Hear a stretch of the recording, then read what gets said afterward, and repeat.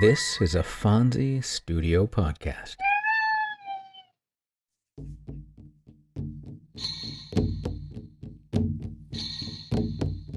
Welcome to Tales from the First Nations. I'm Jay Idle, and every week I'll share with you a tale and ancient wisdom of the native tribes of North America.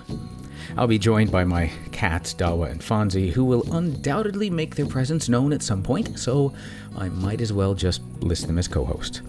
We hope you'll enjoy the tales and wisdom, raise your vibration, and enrich your life with us every week.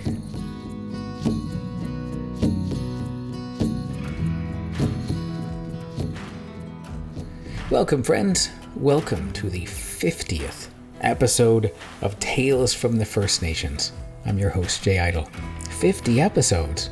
Yeah, pretty good, huh? I'm feeling pretty good about it. Thank you for being with me for so long. Having a good time. And today, I thought we'd continue our good time by talking about a really good friend of yours. A friend that you spent the whole summer with, and it's getting to be the time of year where you're probably missing him right now. Of course, I'm talking about your friendly neighborhood mosquito. Yeah. You probably spent the whole summer together, right? They were giving you kisses. You were waving to them. Now, to you and I, that pesky little mosquito could be an unwelcome guest. But for some of our ancient North American ancestors, they were a little more welcome. The Anishinaabe people view mosquitoes as small, flying beings that carry messages from the spirit world. They saw a mosquito bite as something like an ancestral nudge guiding them to do something in their life path. The Mohegan tribe sees the mosquito bite as a sign of good luck, a positive omen for future endeavors. As I've said before, different groups viewed things differently, but mosquitoes could often be seen as symbols of death and destruction in other tribes due to their blood-sucking nature and association with disease. But in other groups, they represented life and fertility, especially in rituals tied to rain and renewal. So it's all about balance in all things: life and death, light and dark, creation and decay. In some traditions, mosquitoes were used in spiritual healing rituals as links between the physical and spiritual realms. Their buzzing sound is believed to activate energetic pathways, similar to how sound is used in other healing practices. So today, it's all about the mosquito. Friend or foe, it's all about you today. So we have two stories today, and our first story comes from the Tlingit people. The Tlingit are from the Pacific Northwest of North America, their historical land stretched from modern Alaska to British Columbia, and this is how mosquitoes came to be.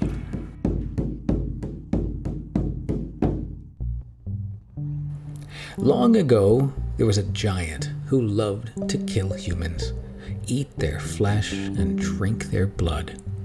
He was especially fond of human hearts. Unless we get rid of this giant, people said, none of us will be left. And they called a council to discuss ways and means. One man said, I think I know how to kill the monster. And he went to the place where the giant had last been seen. There he lay down and pretended to be dead. Soon the giant came along, seeing the man lying there, said, these humans are making it easy for me. Now I don't even have to catch and kill them. They die right on my trail, probably from fear of me. The giant touched the body. Good, he said. This one's still warm and fresh. What a tasty meal he'll make. I can't wait to roast his heart. The giant flung the man over his shoulder, and the man let his head hang down as if he were dead. Carrying the man home, the giant dropped him in the middle of the floor right near the fireplace. Then he saw there was no firewood and went to get some. As soon as the monster had left, the man got up and grabbed the giant's huge skinning knife. Just then, the giant's son came in, bending low to enter. He was still small, as giants go, and the man grabbed him and held the big knife to his throat. "Quick, tell me, where's your father's heart? Tell me, or I'll slit your throat." The giant's son was scared. He said, "My father's heart is in his heel." Just then, the giant's left foot appeared in the entrance, and the man swiftly plunged the knife into the heel. The monster screamed and fell down dead. Yet he was dead. He still spoke. He said, "Though I am dead, though you killed me, I'm going to keep on eating you and all the other humans in the world forever." "That's what you think," said the man. "I'm about to make sure you never eat anyone again." He cut the giant's body into pieces and burned each one in the fire. Then he took the ashes and threw them into the air for the winds to scatter. Instantly, each of the particles turned into a mosquito. The cloud of ashes became a cloud of mosquitoes, and from their midst the man heard the giant's voice laughing, saying, "Yes, I'll eat you people until the end of time." And as the monster spoke, the man felt a sting, and a mosquito started sucking his blood. And then many mosquitoes stung him, and he began to scratch himself.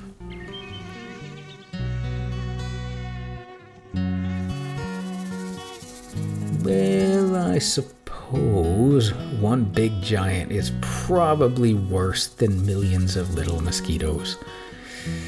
But not by a lot. The story does represent greed, though, doesn't it? There is a reason why we say someone is sucking the life out of us. I know someone who's a bit of a mosquito, but I actually feel bad for this person. It's led to strained relationships with family and a lack of meaningful relationships. So, while it's easier to hate the greedy, it's important to offer them sympathy too. Our final story today comes from the Lucino people. They're an indigenous group in Southern California with ancestral lands stretching from northern San Diego County through parts of Riverside and Orange counties. Today, I'd like to share their story of cricket and cougar.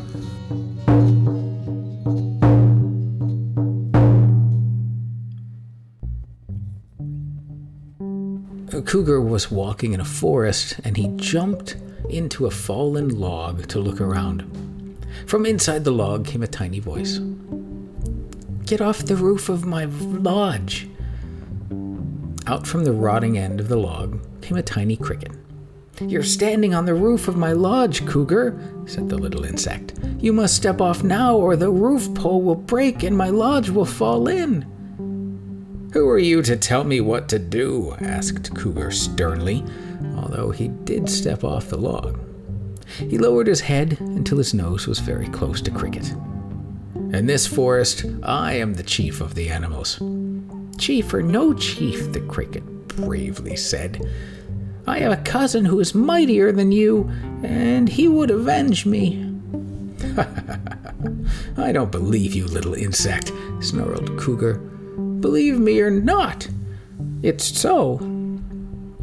Let your cousin come to this place tomorrow when the sun is high, and we will see who is the mightiest," said Cougar. "If your cousin does not prove himself to me, I will crush you and your entire lodge with my paw." The cougar turned and bounded off through the forest.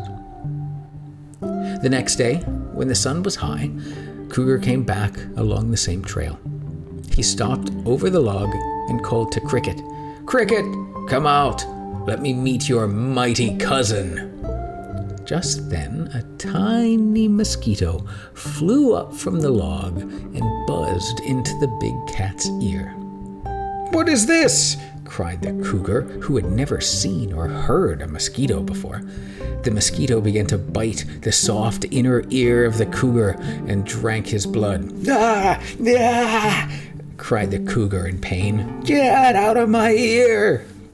The cougar pawed at his ear and ran around in a circle, shaking his head. The mosquito bit him again and again and again. Cricket came out of the log and called up to the cougar, "Are you ready to leave my lodging alone?" Cougar said that he would, so Mosquito came out of Cougar's ear and went into the log lodging with the cricket. Cougar ran off down the trail and never went back that way again.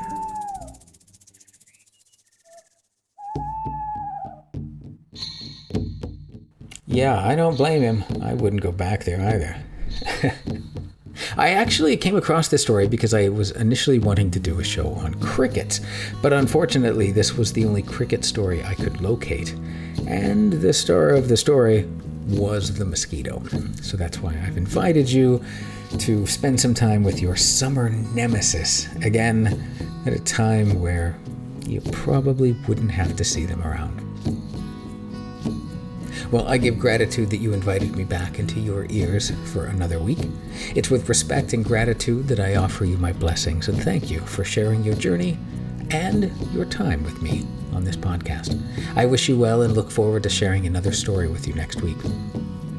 If you enjoy the podcast, please give us a like and a review on your preferred podcast service so we can extend our family and spend time with others who will enjoy these stories.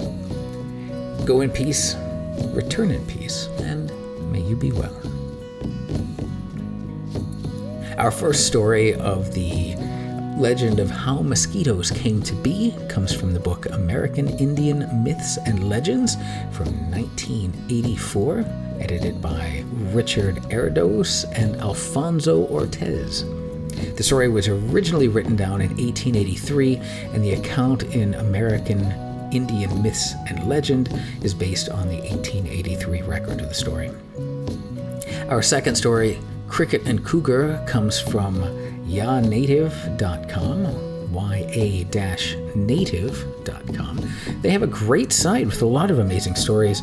There's a shop that I think I'm going to buy some t-shirts from. They've got some really clever shirts. I like them. And they even have their own podcast too. So check out ya-native.com. For more great stories and legends, join me next week for another story here on Tales from the First Nations. I'm Jay Idle, and I'll talk to you next time. Music is provided by my dear friend Scott Brocklesby, and our podcast Image of the Moon was provided by Mark Lawton. We'll see you next time.